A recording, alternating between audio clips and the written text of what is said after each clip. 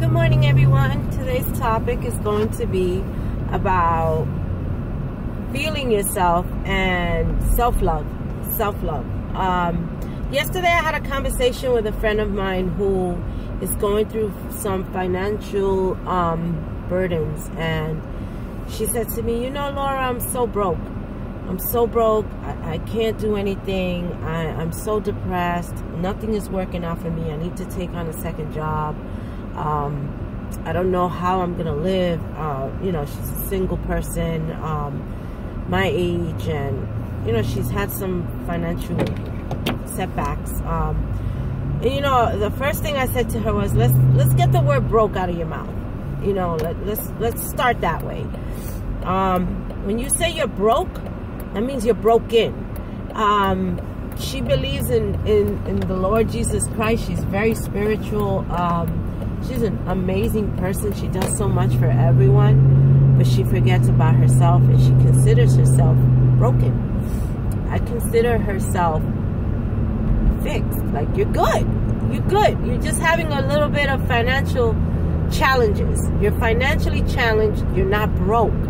Let's get that word out of your mouth. She then starts telling me about, you know, how things have turned around for her. Things are going so great for her, for the exception of this huge thing. So I said to her, well, why don't you take it from there? See, you have good things going on for you. You just have to prioritize your life and figure out financially how to do the things that you're doing on the outside for yourself and for others. You know, sorry, not for yourself, for others. Do it for yourself and start budgeting your money, seeing where you can stretch your buck and make it last.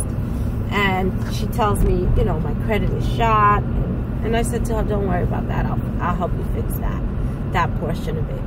But then we started getting into a conversation about love.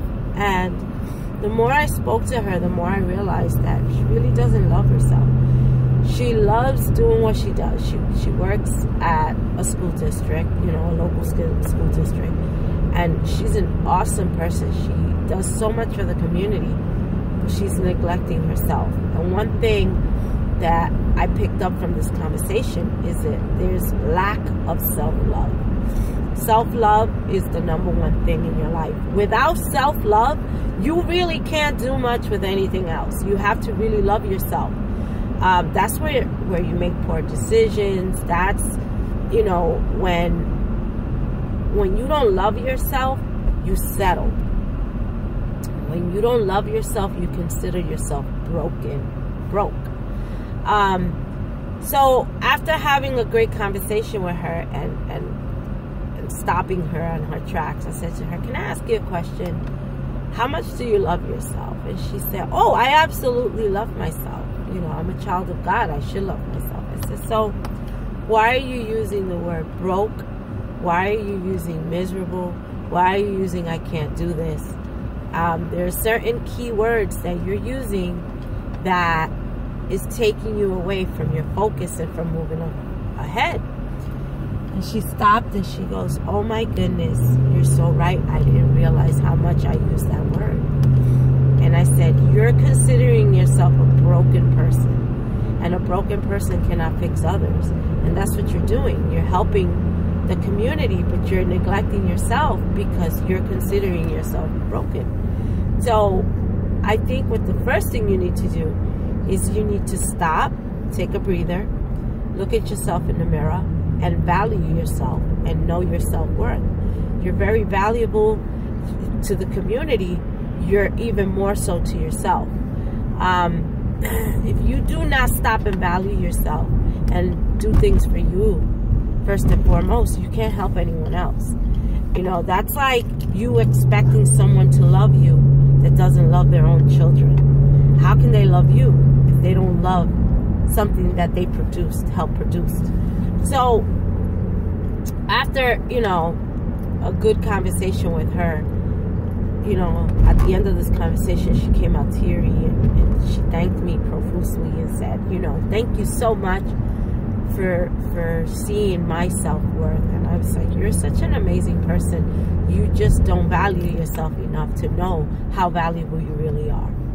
And I think that happens with everyone. Once in a blue moon, we forget, due to the challenges that we face in our life day in, day out. You know, one thing that I could tell you about myself is that I learned how to just not get so hyperactive and overreactive when it comes to certain inevitable things.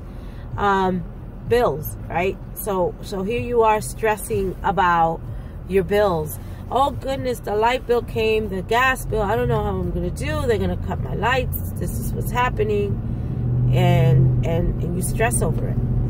Well, stressing over it is not gonna change the fact that you still owe a bill, right? You have to just figure it out. Call the bill company, see if you can work a detail out. Is it too late already? Work something out. There's so many things you can do. Sometimes you can't. Sometimes you got to come out of pocket with the same thing, where you're going to have to look at your finances, see what I could play around with, right? Sometimes you can't. You know, sometimes it's just taking a candle and burning them and saying, well, the lights are off today. Next week they'll be back on when I can pay it and I can afford it. But stressing over it is not going to change the fact. All that's going to do is get you sick, make you look older, you know, give you diseases that you never had before. And getting hyperactive about it and overreacting over an inevitable situation is where the problem lies. Now, one of the things I learned about loving myself is to pretty much just take a toll, stop taking a toll on myself and beating myself up. And I just took a breather and just sat back and said, okay, this is what's happening. How can I handle this? What can I do? And I used to shut the whole world down. I didn't want to speak to anybody when I was going through some financial burdens and hardships. And trust me, I've been there way too many times, lost count. And I got with my fiance, and one of the things, he's so laid back, and he was like, well, if they cut the lights, you know, that's just an example. If they cut the lights, you know, what are you going to do about it? There's nothing you can do today. You can do it tomorrow. Relax, stop stressing about it, and you'll handle it when you can handle it. And I would get so angry with him and say, how can you be so nonchalant? We're going through a crisis. This is what's happening. He was like, no, we still have a roof over our heads. We still have food in the fridge. We're able to do things. We're not in the street. We have jobs. The bill will be paid. It just can't be paid today. And he said, that's a hardship. That's being in a bad situation, is not having anything.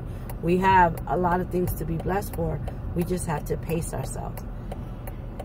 And how can you be mad at someone who makes so much sense, right? So I basically started picking up that nonchalant, not really nonchalant, but just laid back and looking at the bigger grand picture and saying to myself, he's right. I'm stressing over something I can't change, you know. What can I do? So slowly but surely, the old me does creep up when things occur that are out of my control and inevitable. But I take control of my emotions, and I pretty much just say to myself, okay, there's not much you can do. But I've learned that over analyzing, stressing over things is just not the answer. And when you have a lot of self-love, you start realizing, you know what, you've come a long way.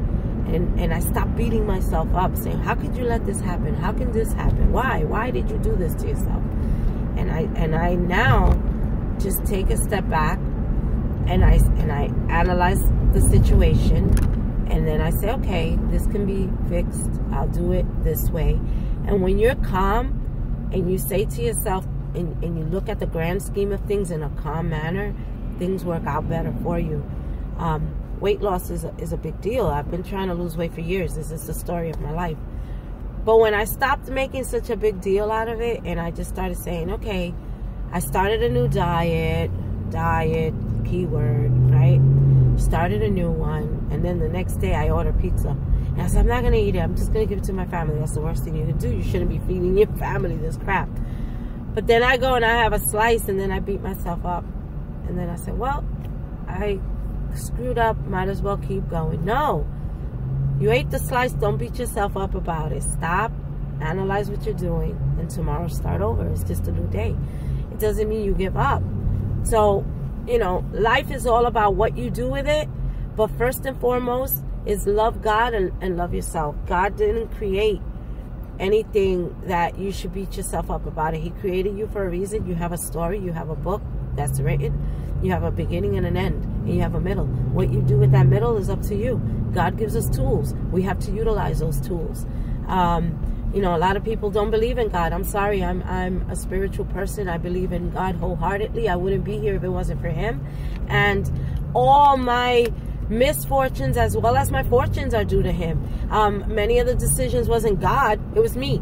You know, I made that poor decision. Now I have to fix it. So, love yourselves, people. Please love yourselves, because the world will look so much different if you just take a little bit of time and start looking in the mirror and start admiring what the good that you do have in you, as opposed to putting yourself down and crying over things and stressing over it. So, message of today is love yourself as much as you love a hobby. Love yourself as much as you love that lipstick that you're rocking. Love yourself as much as you love those pair of shoes that you've been saving for. Love yourself enough to say, I can do this. I'm good enough to do this. And I got this. I got this. Good luck.